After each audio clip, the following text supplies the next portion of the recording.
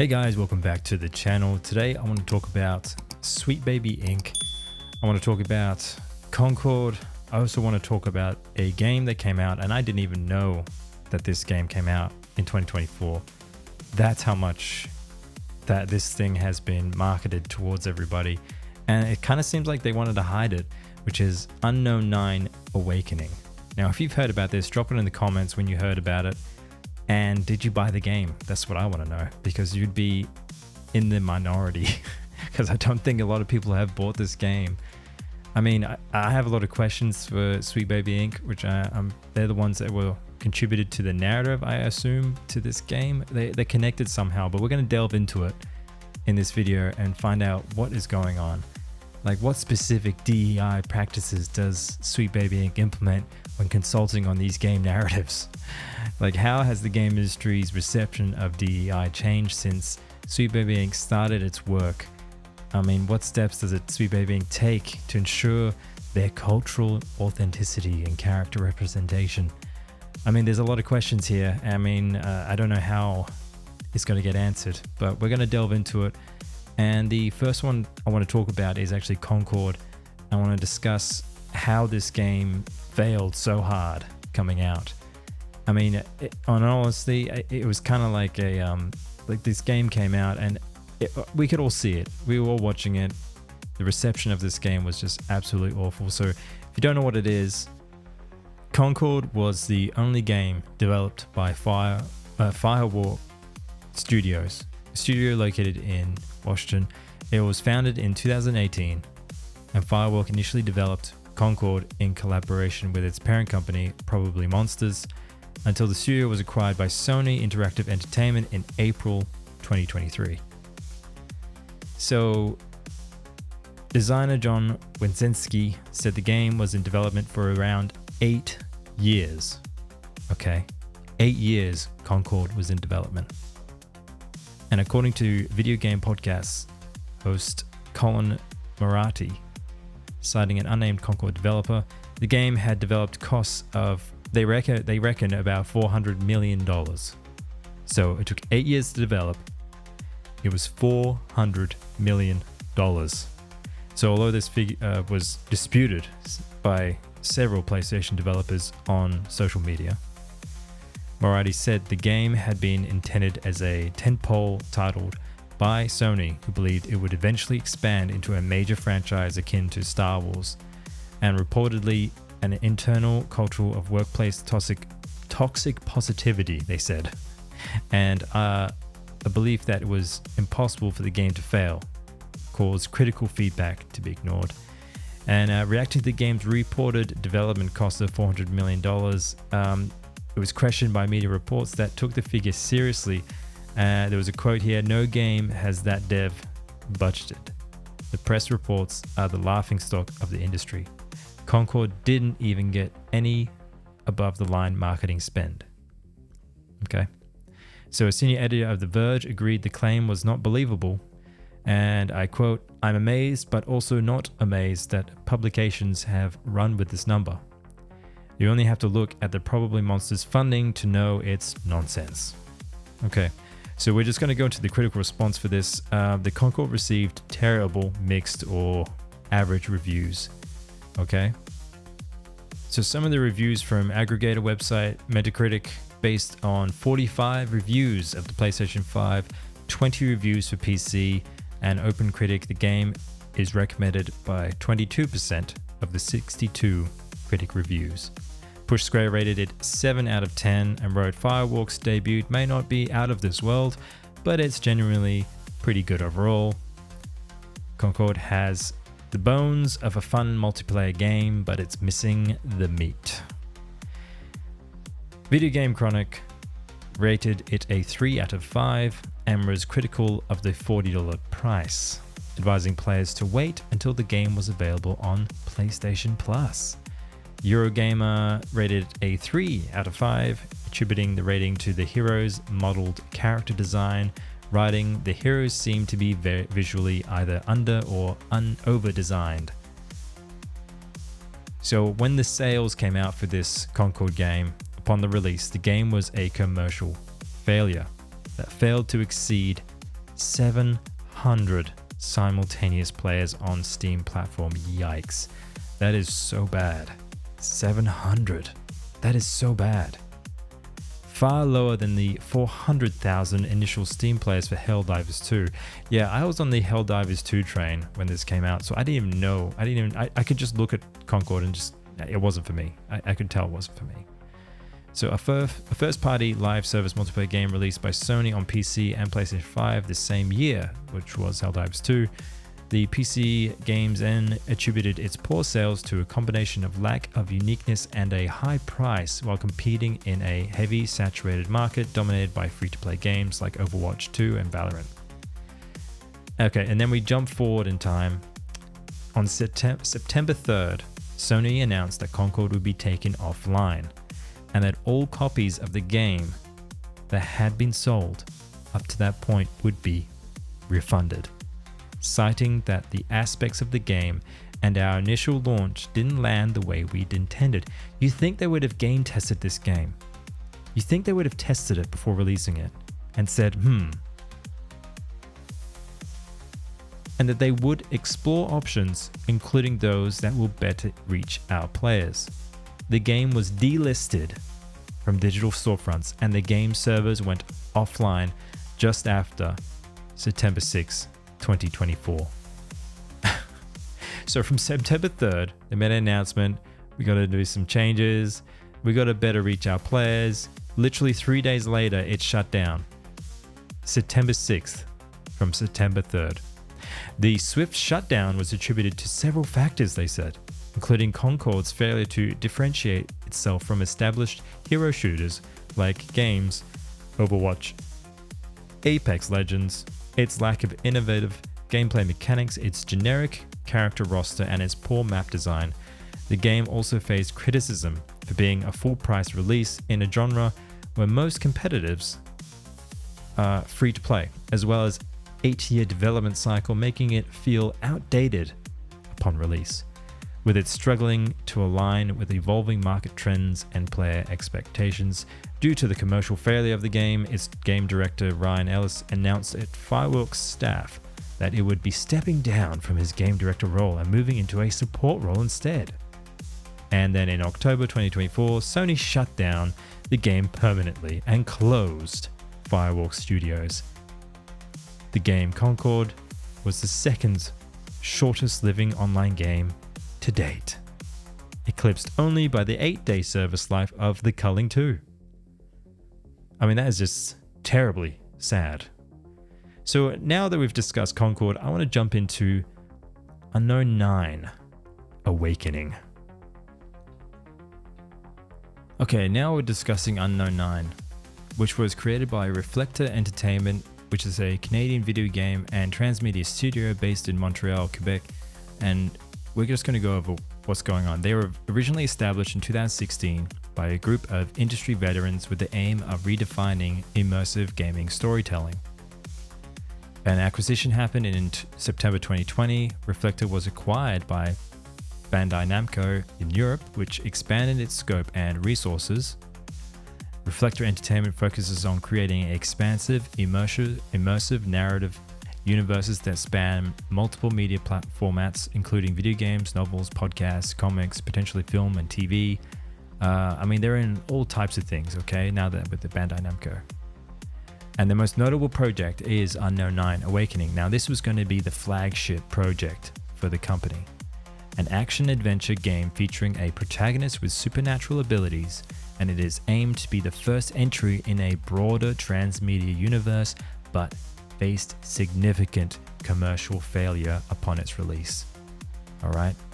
The critical reception for the studio's debut game, Unknown 9 Awakening, received a mixed to negative reviews, performing poorly in sales, leading to several significant outcomes, including cancellation of future projects related to Unknown 9's new IP, and they were all cancelled, baby. Everything.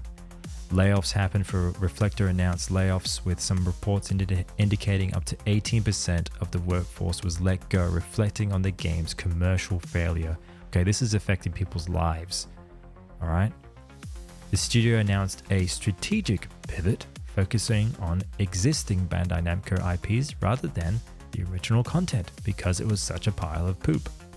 All right. Now this is where the controversies and the challenges get put into place. So Sweet Baby Inc.'s involvement, yet again, Sweet Baby Inc. The narrative development of an Unknown 9 Awakening involves Sweet Baby Inc., which has become a point of controversy due to the game's poor reception. Okay, well, how are they involved? So critics and gamers have associated the game's narrative issues with Sweet Baby Inc.'s consultation. No one's going to buy this game anymore. It features a blend of action-adventure gameplay with unique supernatural elements. It's a third-person perspective. Players can navigate the world from a third-person perspective with Haruna as the protagonist. The game offers a semi-linear experience with some areas allowing for exploration to find collectibles, lore items, skill upgrades. However, the level design has been criticized for feeling restrictive due to the numerous choke points and invisible walls. And the combat system is a mix of melee and range, where Haruna would predominantly use melee combat but engage enemies at a distance with her unbreak abilities. These unbreak abilities are supernatural powers, which are central to combat, which they use to crush objects or enemies, allow Haruna to manipulate enemies and environmental objects for tactical advantages. Okay, and then there's unbreak talents, skill trees. The narrative is delivered through cutscenes and interactions. You know, they're just the bread and butter of most games nowadays. Now, Unknown 9 Awakening received a range of reviews from critics and gamers, generally leaning towards the negative. Okay? The game averages around 62 on OpenCritic, with only 17% of critics recommending it, placing it in the bottom 20% of games reviewed on Metacritic. It sits at number 64. Common points of critique include storytelling. The narrative is often described as generic with a lack of emotional depth or engaging plot twists. The world building, while ambitious, doesn't resonate with many reviewers. Okay, so that is Sweet Baby Inc.'s little hand in the game. The combat, criticized for being unpolished, lacking depth, and feeling repetitive. The AI is noted to be poor, making combat encounters less challenging or engaging. While the mechanics and stealth are there, they're seen as underdeveloped or not well integrated into the overall gameplay experience. Technical issues, there's bugs, performance problems, clunky controls are frequently mentioned. Some reviews highlighted game-breaking bugs, particularly on PC and PlayStation 5 versions. Graphics are sometimes described as outdated or not up to the current standards for the new IPs, with character models and animations feeling last gen. The most specific reviews, so IGN gave it a 5 out of 10. Game8 described it as a clunky, disconnected, and not worth your time. Highlighted its disconnect in mechanics, genre, and ambition. Empire found it oddly absorbing despite its mechanical and structural flaws, appreciating the pulpy adventure vibe and Colorada's performance. Users and reviews on the platform had a largely negative response, focusing on bugs, frame rate issues, and lack of innovation in the genre. This thing just keeps going on and on. In conclusion, Unknown 9 Awakening aimed to introduce players to a new and expansive universe, but was hindered by numerous execution issues. While it has some positive aspects, particularly in its ambition and unique gameplay ideas, the overall experience is marred with technical problems, repetitive gameplay, and a narrative that didn't fully capture the interests of its audience. This has led to a generally unfavorable reception, though some find value in its attempted innovation. No one did. Okay? No one found this very good. An all-time peak of 285 over 3 months. Okay? Right now in game, as I'm recording this, there is 3 players playing this game at this very moment, with a 24-hour peak of 11. Okay? This did worse than Concord. And I want to find out, I'm going to find out how much this actually cost to make this game. Okay, so looking into the exact development cost of Unknown 9 Awakening, it is not publicly disclosed, but we can infer some insights from available information. So some speculation comes into from the communities around. Somewhere between $100 to $150 million have been put into this project. These are not official figures, but rather community guesses based on the scale of the project, which includes the game's development, marketing, and the creation of the broader transmitter universe, novels, comics, podcasts that they created. So one user on the Steam forum suggested that compared to Black Myth Wukong, which reportedly had a high budget and made significant profits, Unknown 9 Awakening might be in a similar high-cost bracket due to its ambitions in creating a multimedia franchise. However, this comparison is speculative at most. I mean, I'm on board with it actually being in that area of $100 to $150 million. The critical reception suggests that whatever the development cost was, it likely wasn't recouped. Layoffs at Reflector Entertainment following the game's release and the cancellation of further project in the Unknown 9 universe underlined the financial impact that the development cost them.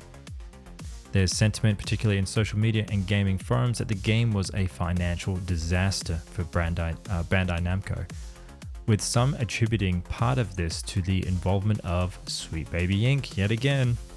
There you go, following the breadcrumbs, everybody, amid broader discussions about diversity consultants in game development. The game's industry development costs have been inflating, with AAA titles often costing upwards of a $100 million price tag to it. Given Unknown 9 Awakenings was intended to be the cornerstone of a new IP with multimedia extensions, it's reasonable to assume Bandai Namco Reflector Entertainment invested significantly, through perhaps not at the highest end of AAA budget scales due to its AA status in some eyes based on perceived production values. So all in all, we can actually say that this Concord and Unknown 9 Awakening has had some challenges in the development field, as well as the guidance and direction that these companies are giving these games and the developers. I mean, the investors alone it's cost them hundreds of millions of dollars, and the investors are probably like, oh well, we want to have diversity and da da da. I mean, that's all good and hunky-dory, man, but you cannot put your political agenda into games and expect that the 1% will be really happy with it, for sure. But then what about the other 99% of people that this game isn't for? I mean, it's the same thing for that Bud Light that happened. You know, they put out an ad with that guy who did the ad with the beer, who was looking like a woman, and then all the other blokes were like, what the hell am I'm not drinking this beer, this isn't for me then, is it? And that's what gamers are saying. This game isn't for me because it's got the XYZ in it. This isn't what I'm going to play. I'm going to go play this other game. I'm going to go play, we'll go play some other game that has a bunch of action in it. And blow some bugs up or something. That's what the gamers are going to do. We're going to play what we like to play. If we find that there's a little narrative into it, I mean, look at the Dragon Age Veilguard. I didn't play that. That game wasn't for me. I watched it. I watched videos of that game before I even bought that. I didn't buy the game at all, because I made sure I watch it before I buy anything. Find out what it's like, because you got to be careful nowadays, because it might not be for you. It's for other people, and that's all right too. But you're not going to have the same sales. You're not going to have the same, AAA huge amount of players buying your games if it's not for them. Like true gamers, I've been a true gamer, want games that are fun to play. We don't want to be nagged or argument. I mean, in Veilguard, they had you arguing with the dude who was arguing about his pronouns. I was like, geez. I mean, I'm not playing the game to argue with someone. I just want to play a game and kill a dragon. Anyway, I hope this video was helpful. Hope you gathered something from it. Leave in the comments section what you think, what your thoughts are on Sweet Baby Inc. and these two games that have come out within the past year or two. Let me know what you reckon should be done. Or are you disagreeing with me on the way this is going? Do you believe that every gamer has to play that game because they have to play it? Or can gamers just pick what they want and play what they want? I'll see you in the next one. Bye for now.